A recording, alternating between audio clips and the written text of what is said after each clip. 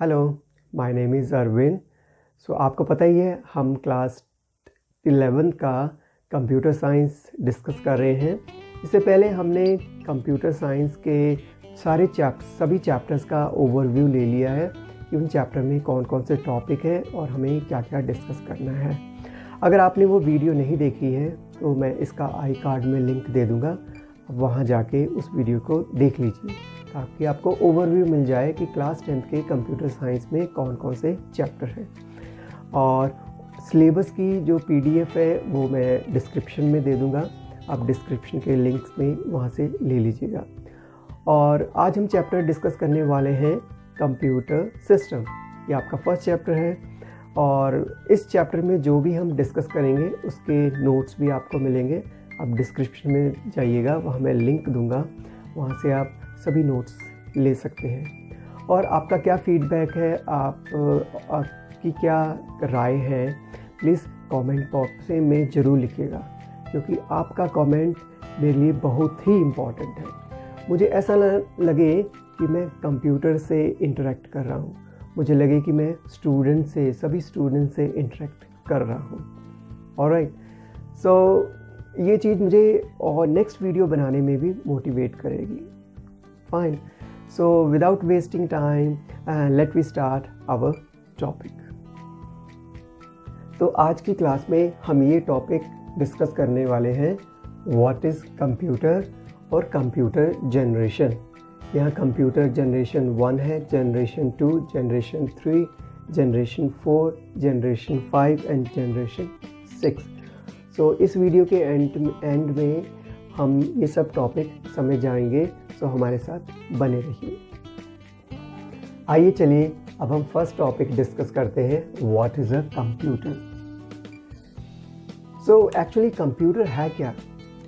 Computer को कहना चाहिए एक मशीन है जो इलेक्ट्रिसिटी से वर्क करती है और ये मल्टीपर्पज़ है। इसको हम किसी भी तरह से आज की डेट में यूज़ कर रहे हैं। इसको हम एंटरटेनमेंट के लिए यूज़ कर रहे हैं, इसे हम लर्निंग के लिए यूज़ कर रहे हैं, इसे हम बिज़नेस में यूज़ कर रहे हैं, इसे हम रिसर्च के लिए यूज़ कर रहे हैं।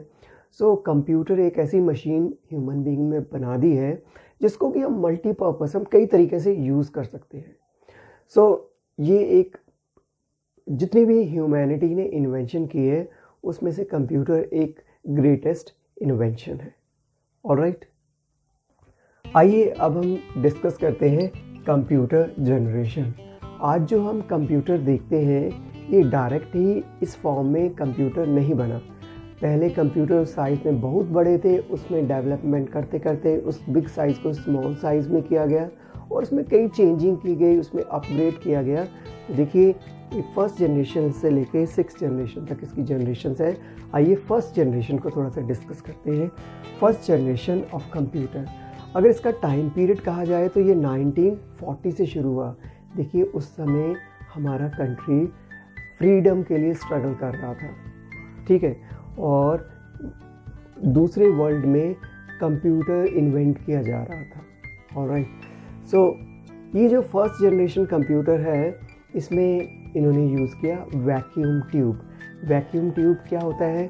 जैसे कि हमारा ये सिंपल बल्ब है, बल्ब जैसे कि हमारा बल्ब है और बल्ब के अंदर एक एलिमेंट होता है। ओके, सो ये जो बल्ब है ये वैक्यूम होता है, मतलब इसके अंदर एयर नहीं है, हवा नहीं है। तो उसके अंदर जो एलिमेंट है ये इसकी बहुत ही फ्लेम होती है, इतनी रोशनी होती है, ये येलो कलर की रोशनी हमें देता है।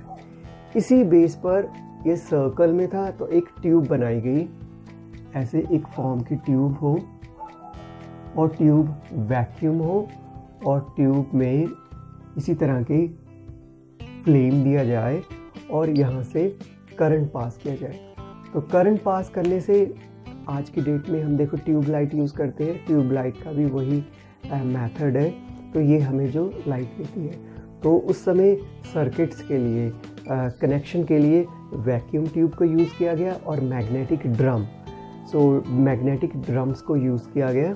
तो वैक्यूम ट्यूब को यूज़ करने के कारण और मैग्नेटिक ड्रम को यूज़ करने के कारण इस फर्स्ट जनरेशन कंप्यूटर का साइज़ बहुत ही बड़ा हो गया, कम से कम एक हॉल की तरह हो गया। और इसकी बहुत सारी डिसएडवांटेजेस भी थी। ये कंप्यूटर जो है बहुत जल्दी गर्म हो जाता था, हीट अप हो जाता था। इसको लॉन्ग टाइम के लिए हम यूज़ नहीं कर पाते थे। इसको आधे घंटे यूज़ किया, इसको शट डाउन करना पड़ता था ताकि ये नॉर्मल हो जाए। और इस कंप्यूटर में कई एरर आते थे। इसमें जो भी कैलकुलेशन या कोई भी रिज़ल्ट देता था, ये एग्जैक्टली ये नहीं कह सकते थे कि ये रिज़ल्ट ठीक है। ओके, तो ये है हमारा फर्स्ट जनरेशन कंप्यूटर। आइए चलिए अब हम सेकंड जनरेशन कंप्यूटर देखते हैं। सेकंड जनरेशन कंप्यूटर का देखिए टाइम पीरियड है 1966। उस समय हमारा कंट्री इंडिपेंडेंट हो गया था और हम अपनी बेसिक नीड्स को ही पूरा करने में लगे हुए थे। हमारी पॉपुलेशन बहुत ज़्यादा थी और हम अभी हाल ही में फ्री हुए थे 1950 में। आपको पता ही होगा, हमने अपना जो कॉन्स्टिट्यूशन है उसको इम्प्लीमेंट किया था और हम एक रिपब्लिकन कंट्री बन गए थे। सो उस टाइम पीरियड में जो हमारी एजुकेशन सिस्टम है हम उसको रिफ़ाइन कर रहे थे। सो उस टाइम पर दूसरे वर्ल्ड में देखिए सेकंड जनरेशन कंप्यूटर बन चुका था। और मुझे नहीं पता कि हमारी कंट्री में उस समय ये कंप्यूटर के बारे में किसी को पता था कि नहीं पता था। Anyway, so second generation computer में उन्होंने क्या किया, फर्स्ट जनरेशन कंप्यूटर को ही अपग्रेड किया। कैसे किया? फर्स्ट जनरेशन कंप्यूटर में जैसे कि हमने डिस्कस किया, वैक्यूम ट्यूब को यूज़ किया था जिससे कि उसका साइज़ बहुत बड़ा हो गया था। अब उन्होंने वैक्यूम ट्यूब को रिप्लेस किया ट्रांजिस्टर के साथ। ट्रांजिस्टर साइज़ में बहुत ही छोटे होते हैं और ट्रांजिस्टर को यूज़ करने के कारण हमारे कंप्यूटर का साइज़ बहुत ही छोटा हो गया। और दूसरा, मैग्नेटिक ड्रम फर्स्ट जनरेशन में यूज़ किया था जिससे कि वो अपनी इंस्ट्रक्शंस जो भी देते थे कंप्यूटर में रन करते थे, उसकी जगह पर उन्होंने दूसरा डिवाइस यूज़ किया और जिससे कि वो कंप्यूटर में इंस्ट्रक्शन सेव कर सके। फर्स्ट जनरेशन कंप्यूटर में इंस्ट्रक्शन सेव नहीं होती थी, जैसे कि आज की डेट में हम अपनी हार्ड डिस्क में ऑपरेटिंग सिस्टम सेव करके रख लेते हैं, बस हम स्टार्ट करें और हमारा कंप्यूटर रन हो जाता है। जबकि फर्स्ट जनरेशन कंप्यूटर में ऐसा कोई ऑपरेटिंग सिस्टम नहीं था कि जिसको हम कंप्यूटर के अंदर ही सेव कर सकें। लेकिन सेकंड जनरेशन कंप्यूटर में हमने अपनी जो instructions the first time computer के अंदर ही सेव करनी शुरू कर दी। इससे क्या हुआ, कंप्यूटर का साइज़ छोटा हो गया, कंप्यूटर फास्ट प्रोसेसिंग करने लग पड़ा, कंप्यूटर को हम लॉन्ग टाइम यूज़ करने लगे थे क्योंकि कंप्यूटर की फर्स्ट जनरेशन में हीटिंग की प्रॉब्लम थी। सो सेकंड जनरेशन कंप्यूटर में हीटिंग की प्रॉब्लम थोड़ी कम हो गई, कंप्यूटर मोर रिलायबल हो गया और कंप्यूटर मोर फास्टर हो गया। तो ये हमारा है सेकंड जनरेशन कंप्यूटर। आइए अब हम थर्ड जनरेशन कंप्यूटर को डिस्कस करते हैं। थर्ड जनरेशन कंप्यूटर का टाइम पीरियड है 1963 से 71 में हमारा कंट्री आपको पता ही है पड़ोसी कंट्री से वॉर में बिजी था। सो उस time third generation computer develop हो चुका था। थर्ड जनरेशन कंप्यूटर में उन्होंने क्या किया, जो सेकंड जनरेशन कंप्यूटर में हम ट्रांजिस्टर यूज़ कर रहे थे, उन ट्रांजिस्टर को 1000 ट्रांजिस्टर या 2000 ट्रांजिस्टर सभी को असेंबल करके एक छोटी सी चिप में उन्होंने बड़े माइक्रो लेवल में उसको असेंबल कर दिया, जोड़ दिया। और वो स्मॉल जब उन्हें असेंबल किया तो उसको उन्होंने असेंबल किया सिलिकॉन में। तो उस स्मॉल चिप को उन्होंने कहा आईसी की फुल फॉर्म है इंटीग्रेटेड सर्किट्स। तो इंटीग्रेटेड सर्किट को यूज़ करने के कारण हमारा third generation computer second generation computer से भी कम्पैक्ट हो गया, छोटा होता गया। तो देखिए फर्स्ट जनरेशन कंप्यूटर से धीरे धीरे हमारा कंप्यूटर साइज़ में छोटा होता जा रहा है और उसकी एफिशिएंसी, उसकी स्पीड और उसकी रिलायबिलिटी बढ़ती जा रही है। तो थर्ड जनरेशन कंप्यूटर में उन्होंने आईसी इंटीग्रेटेड सर्किट का यूज़ करना शुरू कर दिया और वो सिलिकॉन को यूज़ किया उन्होंने, जिससे कि हमारा computer more fast, more accurate and more reliable और साइज़ में कम्पैक्ट हो गया। आइए अब हम फोर्थ जनरेशन कंप्यूटर देखते हैं। और फोर्थ जनरेशन कंप्यूटर एक टर्निंग पॉइंट है हिस्ट्री में, स्पेशली कंप्यूटर की फील्ड में। इसका टाइम पीरियड है 1970 से 2010। इसी सिचुएशन में देखिए, ये थर्ड, सेकंड या फर्स्ट जनरेशन कंप्यूटर था, ये जनरल पर्पस के लिए यूज़ नहीं किया जाता था। ये कंपनीज़ या बिग ऑर्गेनाइजेशंस इसको यूज़ करती थी साइंटिफिक रिसर्च के लिए। लेकिन फोर्थ जनरेशन कंप्यूटर में कंप्यूटर इतना छोटा हो गया कि इसको एक कॉमर्शियल पर्पस के लिए हर एक कोई यूज़ करता है। आज की डेट में आप देख सकते हैं हर एक के पास कंप्यूटर है। वो फोर्थ जनरेशन में ही पॉसिबल हुआ। फोर्थ जनरेशन कंप्यूटर में बहुत सारी सॉफ्टवेयर कंपनीज भी आ गई, जैसे कि माइक्रोसॉफ्ट है और बहुत सारी कंपनीज मार्केट में आई। तो फोर्थ जनरेशन कंप्यूटर में क्या हुआ, जो आईसी इंटीग्रेटेड सर्किट यूज़ कर रहे थे उनको उन्होंने और कम्पैक्ट कर दिया वेरी स्मॉल इंटीग्रेटेड सर्किट को, और उसको कहा गया micro processor. So micro processor में उन्होंने क्या क्या इनबिल्ट किया, ALU arithmetical logical unit, control unit, और उसमें थी cache memory.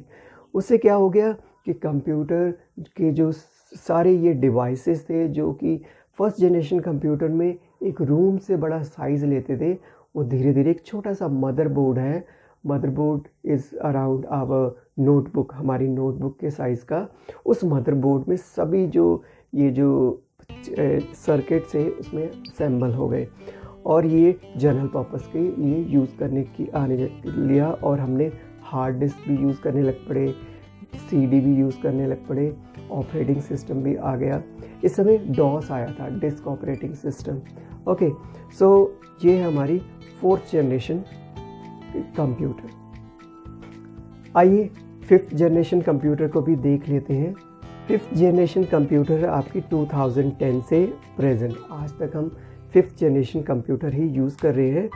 Fifth generation computer में देखिए, फोर्थ जनरेशन कंप्यूटर का माइक्रो प्रोसेस तो यूज़ ही कर रहे हैं, उसके साथ साथ हम सॉफ्टवेयर में AI आर्टिफिशियल इंटेलिजेंस को यूज़ करना हमने शुरू कर दिया है, जिससे कि क्या है कि कंप्यूटर खुद डिसीज़न ले सकता है, खुद रिस्पॉन्स दे सकता है। ये जैसे कि हमारी कई कंपनीज़ हैं, गूगल्स का सर्च इंजन है वो भी हमारा AI आर्टिफिशियल इंटेलिजेंस यूज़ कर रहा है।